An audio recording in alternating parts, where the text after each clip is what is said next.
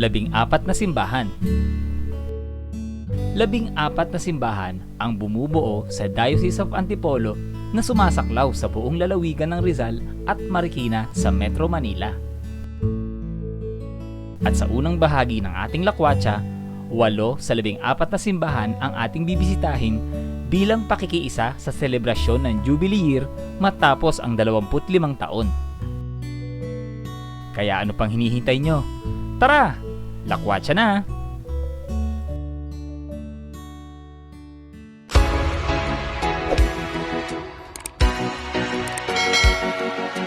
Ngayon ay nandito na tayo sa San Mateo, Rizal.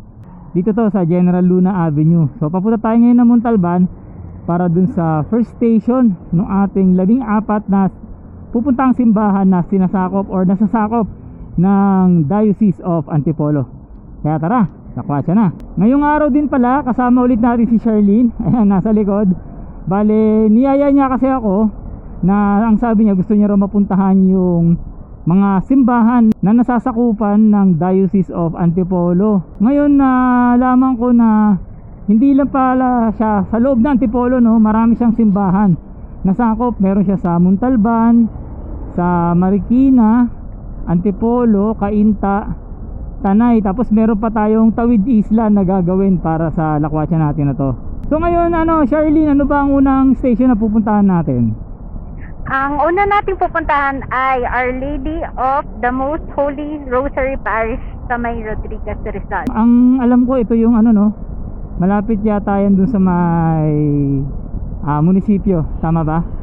Tingin ko. Parang alam ko kasi nadadaan ako yung munisipyo, mayroong simbahan dun eh. Hindi ko lang tanda kung yun nga yun kasi hindi naman ako masyadong familiar sa mga simbahan. Ngayon pala ay Sabado, May 17, 2025.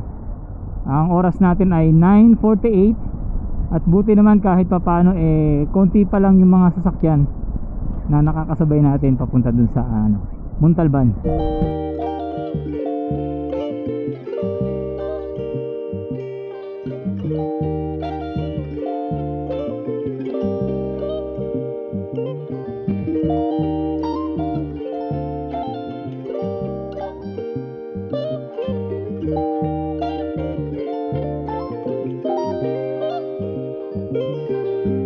Ito na sa kanan. Ayan. Kaso saan ang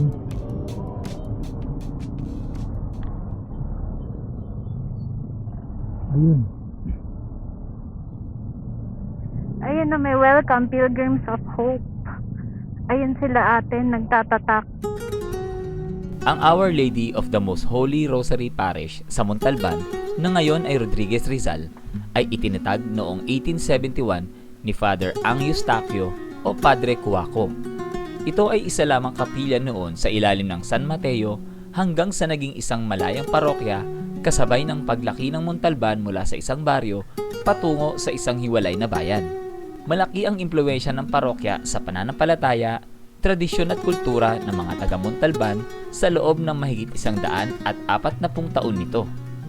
Matatagpuan sa gitna ng bayan, malapit sa munisipyo at plaza, at ang kanyang kapistahan ay pinagdiriwang naman tuwing ika-7 ng Oktubre.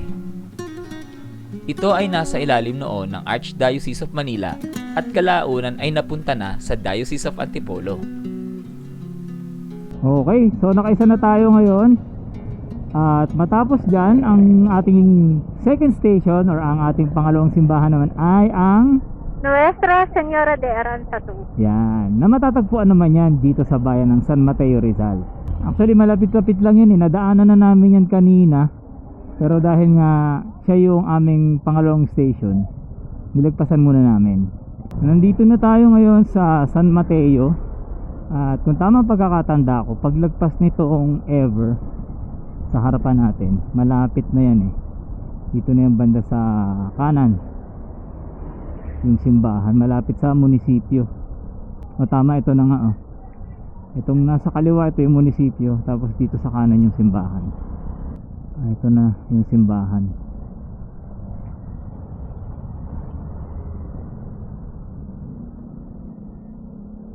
Yan, tara, pasok tayo.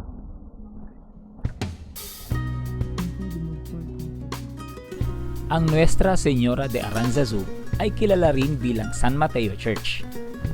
Ito ay may kasaysayan na umaabot sa mahigit 300 taon. Ang debosyon sa Our Lady of Aranzazu ay nagsimula sa San Mateo matapos nang ang isang mahimalang imahe ng Birheng Maria ay natuklasan sa isang puno ng tinik noong 1783 na sumasalamin sa orihinal na aparisyon sa Oñati, Spain. Ito ay kanonikal na itinayo bilang isang dambana noong 2004 at itinaas sa katayuan ng pambansang dambana noong 2025. Ang simbahan ay kilala sa magandang altar at tahimik na kapaligiran na angkop para sa panalangin at pagmumuni-muni. Ngayon naman ay papunta na tayo sa ating third station o ating ikatlong simbahan at ito ang Our Lady of the Abandon, Yan. Parish Church. dito yan matatagpuan naman sa Marikina. Ano nga palang barangay sa Marikina? Di ko sure kung Santo Niño. Parang ganun. Pagkakatanda ko rin barangay Santo Niño yan eh. Doon yan malapit sa may building ng auto. Yan sa Marikina. Kaya mamaya makikita natin yung itsura ng Our Lady of the Abandon. Time check natin 11:09 na ng umaga. Imagine nag-start kami ng alas 9. Tapos ngayon ay nakakadalawang pa lang kami. Dalawang simbahan. Gawa nga ng syempre magkakalayo yung simbahan, no? Mga bayan-bayan. At the same time yung traffic. Pag naipit ka sa traffic, yun yung nagpapabagal sa amin. Ayan, nasa harapan natin yung yung signage ng auto. Yan, dati nung mga 90s hanggang mga early 2000, sikat yung auto na yan. Isa yan sa mga magagandang design na sapatos. Pero ngayon na marami nang naglalabasan ng mga bagong disenyo ng sapatos tsaka brand, kaya medyo napag-iwanan na rin yung auto. Ito na yata sa kaliwa yung Our Lady of the Abandon. Ito na nga. Let's go. Ang Diocesan Shrine and Parish of Nuestra Señora de los Desamparados ay karaniwang kilala bilang Our Lady of the Abandoned Church. Nagsimula ang pagtatayo ng simbahan noong 1687 at naging parokya noong 1690. Nagtatampok ito ng kilalang barok na disenyo na may napakatibay na harapan at malawak na mga painting sa kisame. Ang imahe ng Birheng Maria na naka-enshrine sa simbahan ay kanonikal na kinoronahan noong October 23, 2005 sa bisa ng papal decree mula kay Pope Benedict XVI. Ito ay matatagpuan sa Marikina, malapit sa iba pang makasaysayang landmark tulad ng Kapitan Moy Ancestral House at Marikina Shoe Museum. After ng pangatlo, papunta na tayo sa pang-apat nating simbahan at ito ang St. Therese. St. Therese. Yung St. Therese naman, doon yan matatagpuan sa sa area ng Masinag. Na-miss ko tong San Roque. Naalala ko pa dati nung nagtitinda pa ako ng mga processed food, mga processed meat. Dito ako kumukuha nun. Mga tosino, mga longganisa, yan, mga chicken nuggets. Tapos mga hamburger patty. Dito ako kumukuha, maraming tindahan dito ng mga karne-karne. Tapos murang halaga lang. Tulad dito, itong Judith Meat Products yan, isa yan. Saka itong Nean's Cold Cuts. Itong Alma, yan, naalala ko yan. Itong Robic Meat Products. Mura lang mga tinda nilang karne dyan. Mga hotdog, ganyan. Ayun, natatandaan ko na. Bale, ito palang fourth station natin. Dito lang pala siya katapat ng SM Masinag. Hindi na tayo abot ng Cherry Antipolo. Ito na yun, Okay, ito na. Wow, ganda.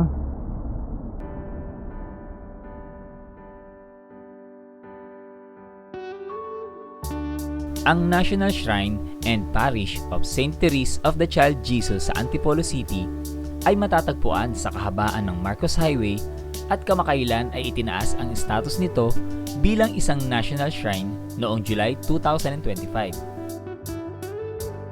Ang dambana ay kilala sa magandang arkitektura at isang kapansin-pansin na ginintoang altar.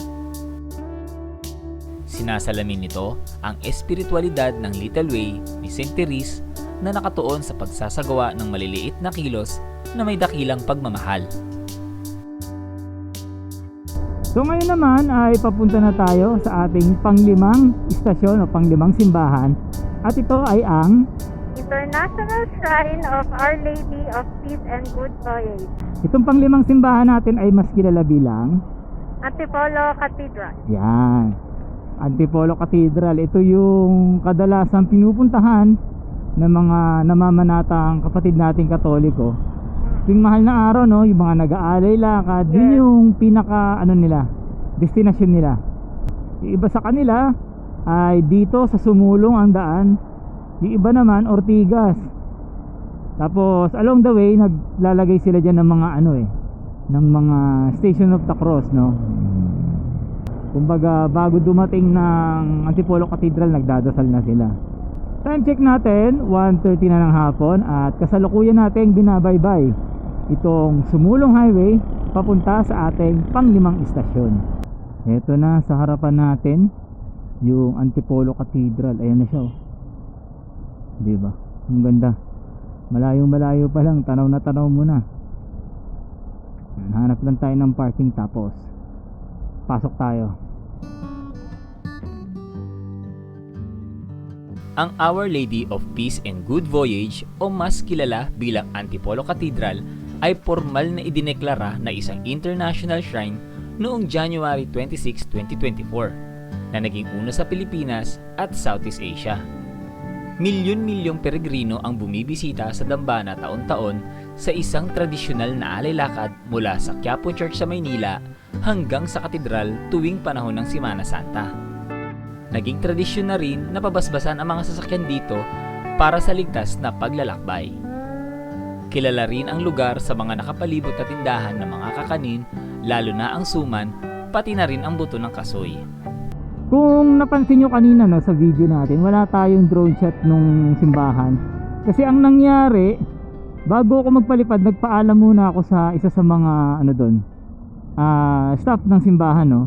Tinanong ko kung pwede magpalipad. Ang sabi nila ay ipaalam ko muna daw kasi meron daw yatang event ngayon, yung Antipolo City. So kailangan muna ng permiso bago magpalipad. Kaya sabi ko, wag na lang, kasi nga ang mangyayari, hahanapin pa nila yung coordinator, no? Yung taong pagpapaalamanan natin. Eh syempre magiging matagal pa yun. May hinahabol din kasi tayong oras ngayong araw para makumpleto natin yung mga istasyon na pupuntahan natin. Kasi 2 araw tong ginagawa namin ni Charlene na pagbisita sa mga simbahan, no? Kaya ngayon, papunta naman tayo sa ating pang-anim, tama ba? Yes. Pang-anim na simbahan, at ito ay ang Diocesan Shrine and Parish of Our Lady of Light sa Cainta. yun, sa Cainta naman tayo ngayon. Nakakatuwa lang, no? Kasi alam mo yun, bawat bayan talagang may specific na simbahan lang, no? Tulad sa Montalban, isa doon, isa sa San Mateo, isa sa Marikina, tapos isa rin sa Masinag, no? Nakakatuwa lang na ang dami palang sakop ng Diocese of Antipolo. Akala ko talaga pag sinabi mong Diocese of Antipolo, within Antipolo lang siya. Halimbawa, Antipolo Cathedral, tapos siguro Masinag, ganyan, Mayamot, mga ganun lang, Barangay Inarawan, mga ganun lang. Pero hindi ko akalain na pati pala halahala sakop na ang Diocese of Antipolo. Eto na sa kaliwa natin yung simbahan. Ayun. Ano to? Diocesan Shrine and Parish of Our Lady of Light. Okay, dito na tayo.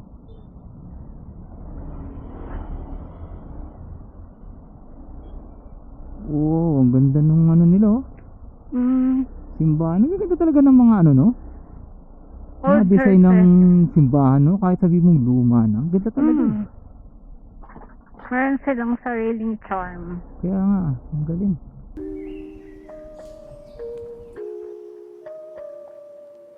Ang Diocesan Shrine and Parish of Our Lady of Light o mas kilala bilang Cainta Church, ay isang makasaysayang simbahang parokya ng mga Romano Katoliko at dambana ng diocese na matatagpuan sa Cainta, Rizal. Kilala ito sa magandang arkitektura at tahimik na kapaligiran. Ang orihinal na simbahang bato ay unang itinayo noong 1707 ng mga paring Jesuita at opisyal na idineklarang humiwalay na ang parokya noong 1760. Ang painting ng Our Lady of Light na makikita sa altar ay nagmula sa Sicily noong 1727.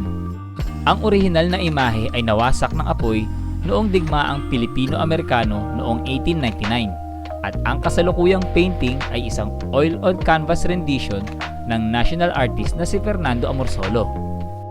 Ang simbahan ay naibalik kalaunan sa ayos at nakonsarga bilang isang diocesan shrine noong 2018. Grabe no, ang ganda nung itsura ng simbahan dun sa pinakabubong niya. Hugis Cruz. Ang galing nakaisip nung design ng simbahan na yan no.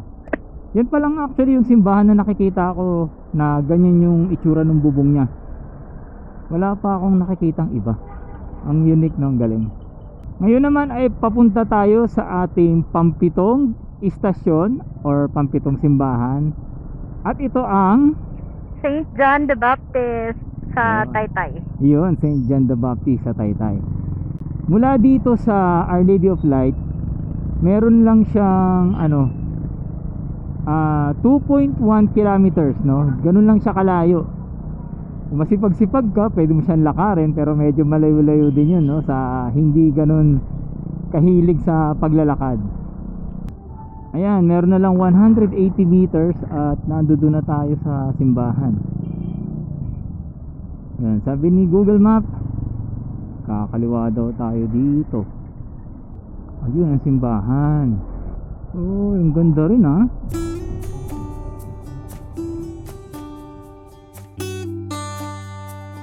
Ang Minor Basilica and Parish of St. John the Baptist, na karaniwang kilala bilang Taytay Church, ay itinatag ng mga misyonerong Fransiskano noong 1579. Orihinal na itinayo malapit sa Laguna de Bay, inalipat ito sa kasalukuyang mas mataas na lugar noong 1591 upang maiwasan ang madalas na pagbaha, na naging unang simbahang bato naman sa labas ng Maynila noong panahong iyon.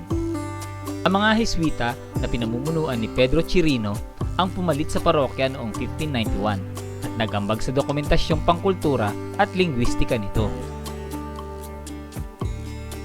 Ang simbahan ay itinayong muli ng ilang beses, kasama na noong 1630, 1864 at pagkatapos masunog noong 1899 noong digmaang Pilipino-Amerikano.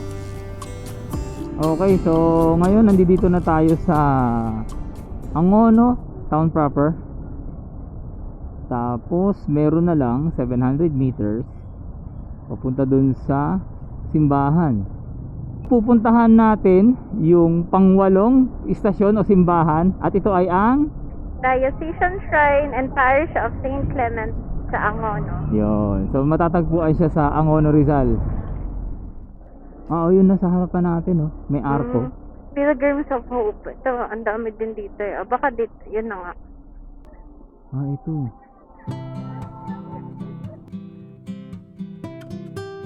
Si St. Clement ay ang patron ng Angono, Rizal, ang patron ng mga mangingisda at marinero na sumasalamin sa makasaysayan at pang-ekonomiyang ugnayan ng bayan sa Laguna de Bay.